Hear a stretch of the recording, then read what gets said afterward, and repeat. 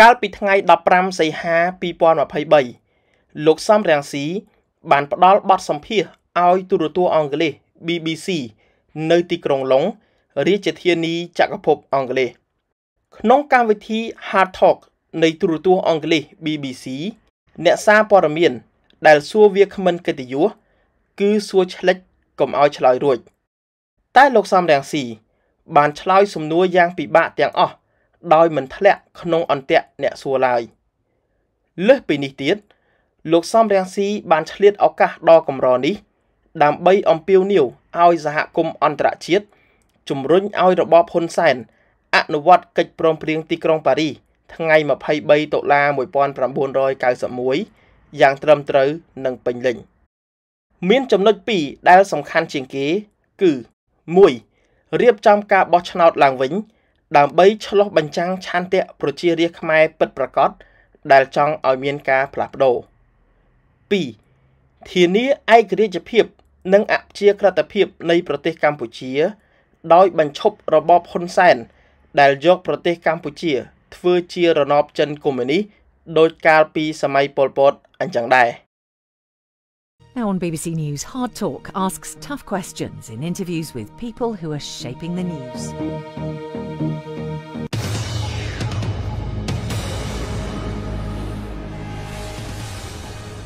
Welcome to Hard Talk. I'm Stephen Sacker. After 4 decades in power in Cambodia, Hun Sen is handing over to his eldest son.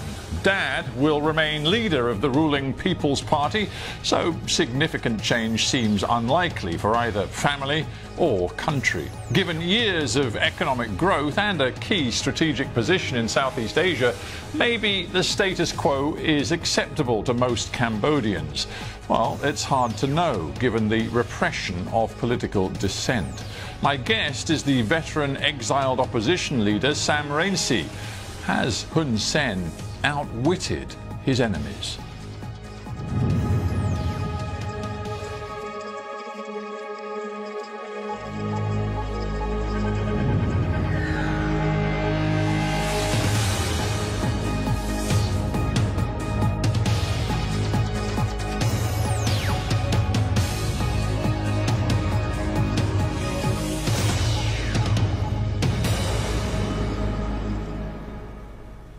Sam Rainsy, welcome to Hard Talk. It's a great pleasure to have you in this studio. I just wonder whether right now you are feeling very depressed. In the July election in Cambodia for the National Assembly, the ruling People's Party won 120 of the 125 seats. Was that really the final nail in the coffin of your opposition movement? No. We continue the fight. It's an uphill battle, but I think in the end, democracy will prevail. What makes you think that? Given the track record of the last 30, 40 years, why on earth do you still believe what you call democracy will prevail? Because nobody is eternal. Hun Sen is 72 years old, and many Cambodians among the young generation, they are hoping for a democratic change. Well, yes, but the point about Hun Sen is that he's clearly getting older, but the whole point of this election is that as soon as the election were done, he told the nation that he is handing the reins of power to his son, Hun Manet, who now sits in the parliament and will be Cambodia's next prime minister. But for the Cambodian people, this succession within the same political clan, the same family actually, is just unacceptable. It's easy in a way for you to say that with great confidence sitting here with me in the Hard Talk studio and from your home in exile in Paris. But the reality for Cambodians is that the Hun Sen regime, if I can put it that way, because he still is the leader of the ruling party, even though he's handing over the premiership, the reality is he looks stronger today than ever. He uses brutal force. But if you recall the last election in 2013, when the opposition was allowed to participate in. We won nearly half of the popular vote in spite of serious irregularities. Had the election been more honest, we would have won definitely. So the support of the population is still there. No doubt there was significant support for your Cambodia National Rescue Party in that election, but a lot has happened since then, not least to you personally. Since 2015, you've been living in Paris. You are portrayed by Hun Sen and the people close to him as a man enjoying a very comfortable life, out of touch with the realities that face ordinary Cambodians today, and you also now face a whole host of legal issues, not least the fact that on several different charges you've been condemned to life in prison should you return. So it's hard to see how you can still present yourself as a credible leader of the opposition. For opposition leaders in Cambodia, you can face only three possible fates. One is assassination. I escaped several assassination attempts. Two is jail. I have lost my freedom several times. And third is exile. I'm forced into exile. But I'm just a symbol. What is important is the will of the people, especially the young generation, who have never seen any other leaders than Hun Sen for 40 years. Yes, let's just stick with this exile idea for a minute. You do have a choice. I mean, it's a very tough choice, but you could go back to Cambodia. The fact is you would immediately be arrested and you would probably be a prisoner for a very long time. But others in the opposition movement have chosen to stay in Cambodia. In particular, I'm thinking of Kem Sokha, who has, despite years of harassment, continued to oppose Hun Sen from inside Cambodia, and to many Cambodians looks like a man of great courage, of great bravery. I am physically prevented from going back to Cambodia.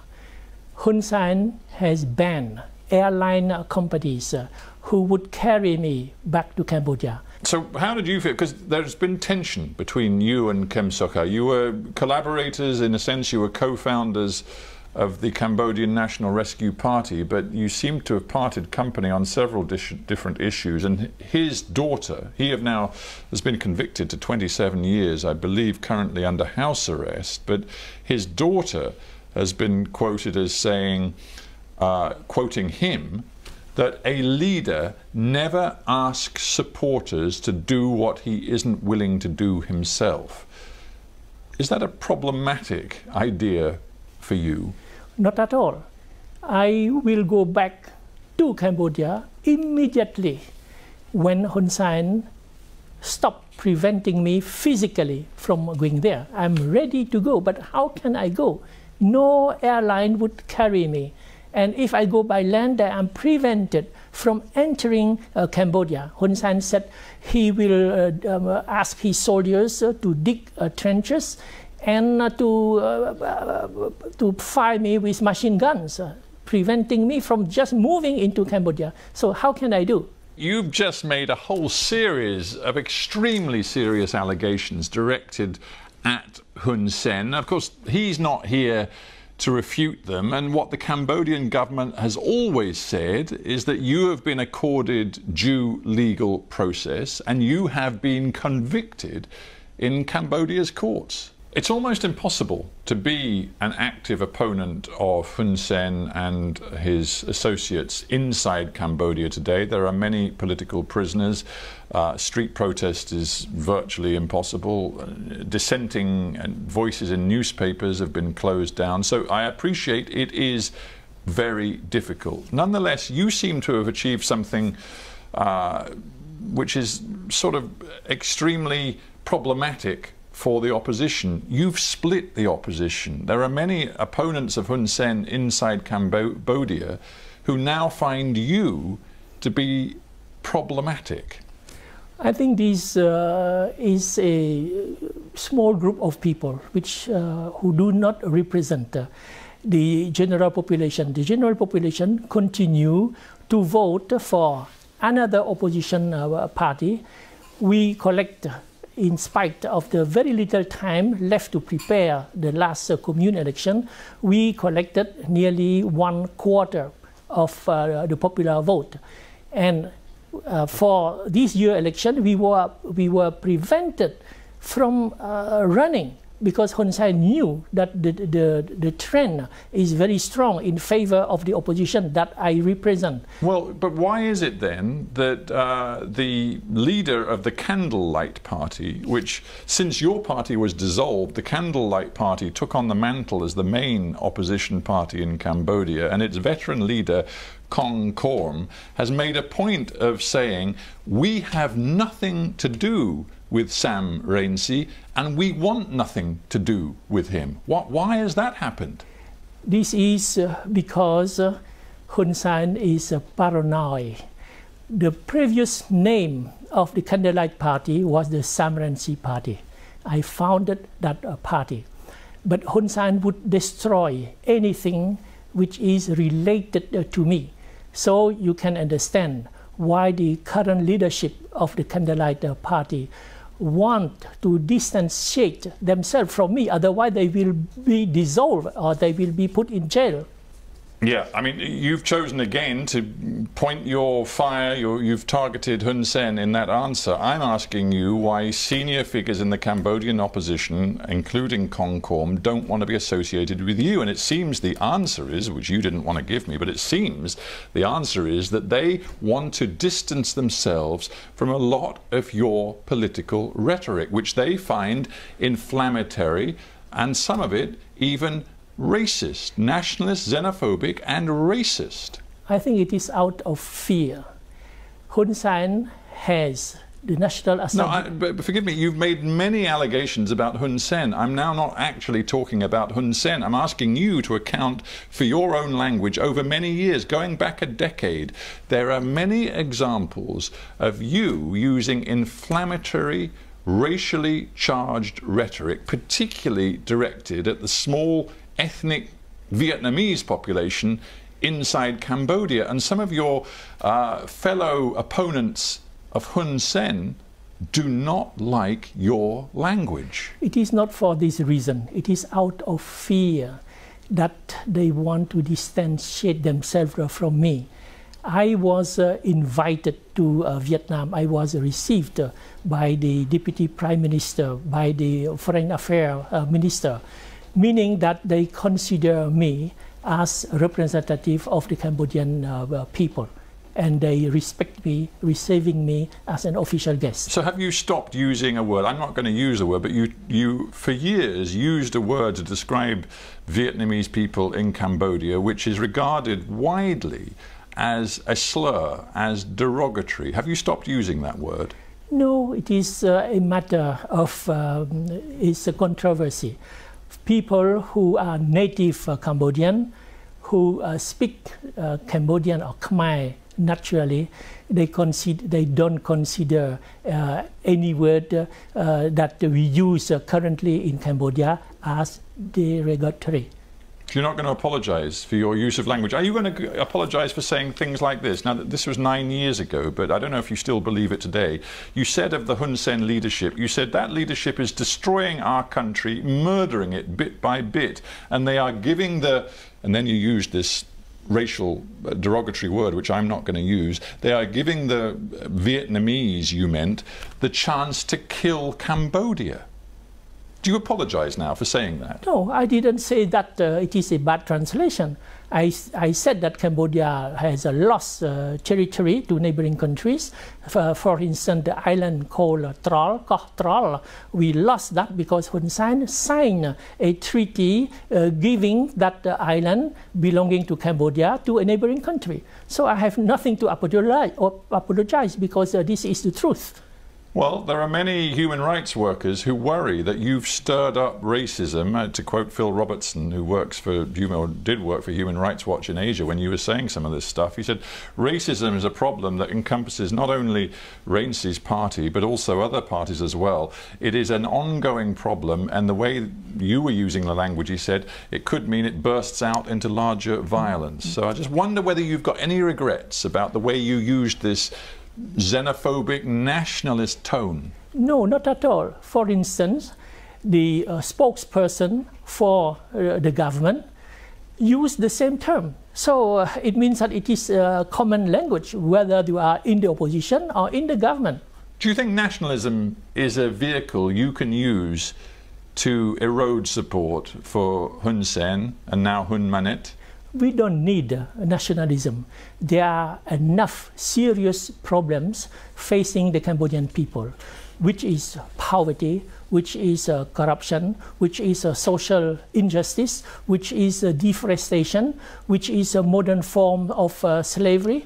So these issues are real big concerns that we have to address. Yeah, well, on that score, look at the data. Over 2 decades, Cambodia, led by Hun Sen, has delivered average growth rates of something around 7%. He has lifted Cambodians out of poverty. He has improved education rates, infant mortality rates. He's improved longevity of life in Cambodia. On so many different measures of quality of life, over the last 2 decades, Cambodians have experienced very positive developments.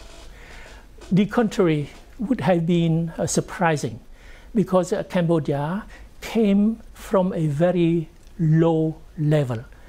After the destructions caused by war, by massacre, Cambodia was virtually reduced to ashes. So when you come from a near zero level, the progress can be only noticeable. But 6–7% per year is not extraordinary. It is in line with the growth enjoyed by neighboring countries. But more importantly, you have to look at the quality of the growth. You have to see whether this growth has been sustainable and equitable. They have not been sustainable, equitable, because Cambodia has suffered from the highest deforestation rates in the world. And with the social fabric tearing down because of human trafficking, prostitution, how can that kind of growth be sustainable? And what one can say is that the international community has deepened its trading relationships with Cambodia. Cambodia is now seen as a low-cost manufacturer to the world. Yes, fortunately. Did you say fortunately? No, fortunately that the international community continue to help Cambodia. You approve of that? Yes, to help the Cambodian people. But of course what they're also doing is, in a sense, helping Hun Sen and his colleagues stay in power. Because Hun Sen holds the Cambodian people as hostage. He blackmails the international community. They must help the Cambodian people through him, but helping the Cambodian people through Hun Sen. See, you've been sitting in Paris delivering that message, saying that, you know, the international community has to get real and wake up to what is happening inside Cambodia and start putting real pressure on Hun Sen. You've been saying it for such a long time and nothing is happening. Look at his record in ASEAN. He's now been fully embraced into the regional group. I think he's chaired the ASEAN summit 3 times. Look at his relationship with, for example, Emmanuel Macron. Despite the fact that the EU in 2020 did put some limited trade sanctions on Cambodia, not so very long ago, Hun Sen was crowing about the warmth of his relationship with Macron. The two of them, I think, were pictured holding hands together. But look at what the human rights organizations, such as Human Rights Watch, have said about the human rights violation committed by Hun Sen. What I am asking for is personal sanctions, targeted sanctions against individuals, those responsible for serious human rights violation and for the destruction of democracy in Cambodia. Are you not prepared to give Hun Manet, son of Hun Sen, a chance? I think Hun Manet is a prisoner of the system. Remember what happened to Syria in 2000. When Hafez al-Assad was replaced by his son, more educated and more open, presumably, people expect that, oh, there will be an improvement of the regime. Not at all. I mean, the Americans are certainly hoping that because they're very aware that he was educated in part at the military academy at West Point. Yes. He also was educated in part in the United Kingdom. What the West sees in Hun Manet, I think, is the possibility of a leader who is more open than his father. This is exactly what the West expected from Bashar al-Assad. Actually, the son is worse than the father because the regime remained the same. Actually, the son is a prisoner of the system set up by the father.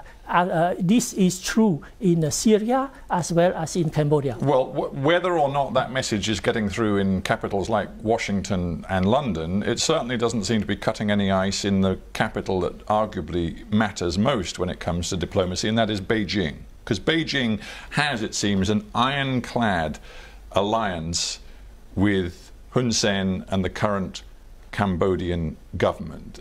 Nothing you say or do is going to change that, is it?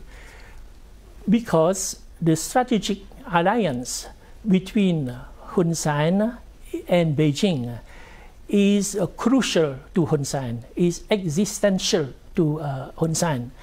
And for China, China has decided to make Cambodia a military stronghold, an outpost for China in her expansionist policy. China is building a port in Cambodia, which many people believe ultimately could be used by the Chinese Navy.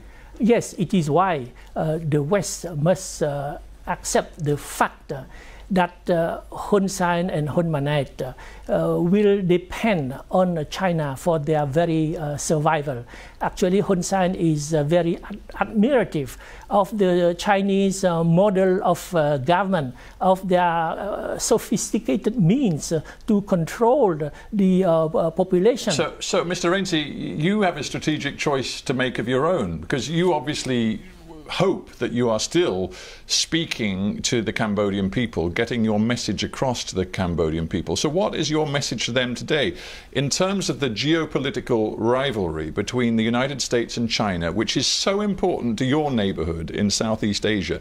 Are you telling the Cambodian people that if you were in power, you would be making a fundamental shift and aligning Cambodia much more with the United States and Western interests than with Beijing? Is that what you're saying? No, not at all. I call on the international community, especially the 17 countries who signed the Paris Peace Agreement 1991 to implement that treaty. That international treaty mandates Cambodia to be a neutral and independent country. And to be honest, that ship has sailed, Mr. Rainsy. I mean, that's more than 30 years ago. Do you seriously think that the international community, perhaps you think the United States in the lead, is going to go out of its way, given all of the problems in the world today, to make a big effort to go back to that treaty? Of course. The last statement by the French government recalls the Paris Peace Agreement because it is very important for Cambodia to stick to democratic principles and for Cambodia to remain a neutral and independent country, not to allow any foreign power to build military bases on her soil.